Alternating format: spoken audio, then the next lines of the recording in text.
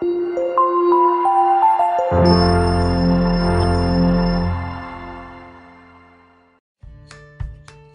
sobat belajar semua, apa kabar hari ini? Semoga kalian sehat selalu ya, dan bersemangat dalam belajar.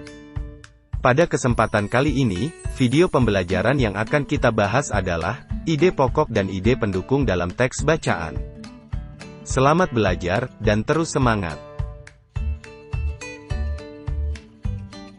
Ide pokok adalah masalah utama yang dibahas dalam suatu paragraf. Ide pokok disebut juga gagasan utama, gagasan pokok, atau pokok pikiran.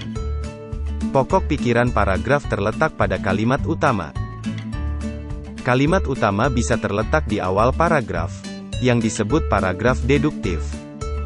Kalimat utama juga bisa terletak di akhir paragraf, yang disebut paragraf induktif. Serta kalimat utama juga bisa terletak di awal dan di akhir paragraf, yang disebut paragraf campuran, atau deduktif-induktif. Setelah kita memahami apa yang dimaksud dengan ide pokok dan kalimat utama, maka kita harus memahami kalimat pendukung. Kalimat pendukung adalah kalimat yang mendukung kalimat utama. Artinya, kalimat pendukung ini menyempurnakan sebuah paragraf, atau kalimat utama. Kalimat pendukung juga disebut kalimat penjelas.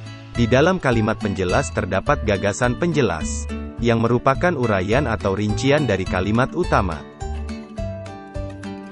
Berikut, ciri-ciri ide pokok. 1. Memiliki kalimat penjelas, atau kalimat pendukung untuk menjelaskan ide pokok yang ada pada sebuah paragraf. 2. Biasanya terdapat penjelasan ataupun alasan yang menopang ide pokok tersebut.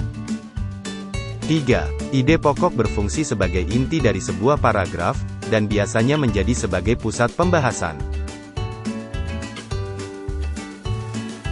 Berikut, langkah-langkah menemukan atau menentukan ide pokok suatu paragraf. 1. Membaca seluruh paragraf dengan cermat. 2. Mencermati kalimat pertama, hingga akhir. 3. Membaca kalimat demi kalimat, hingga menemukan ide pokoknya. 4. Menandai ide pokok tiap paragraf. 5. Menandai informasi penting dalam tiap paragraf. Contohnya, perhatikan paragraf berikut ya.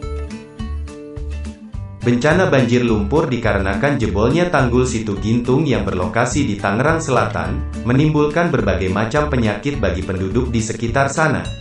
Beberapa penyakit yang timbul akibat bencana banjir lumpur tersebut adalah diare, demam berdarah, tifus, dan leptospirosis. Ide pokok dari paragraf di atas adalah, bencana banjir menimbulkan berbagai macam penyakit. Berdasarkan paragraf yang ada di atas, kita dapat melihat bahwa kalimat pertama, merupakan kalimat utama dari paragraf tersebut. Dan kalimat yang lain, berguna menjadi kalimat penjelas dari kalimat utama yang ada.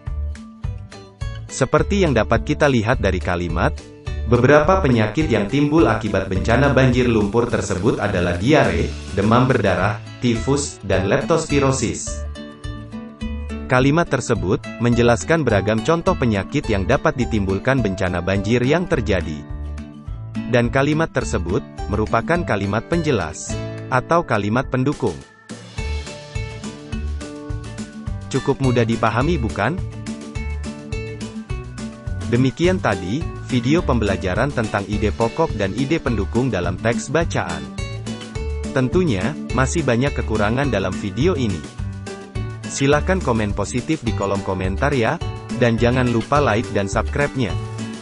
Terima kasih, salam sehat Indonesia, dan sampai ketemu pada video pembelajaran berikutnya.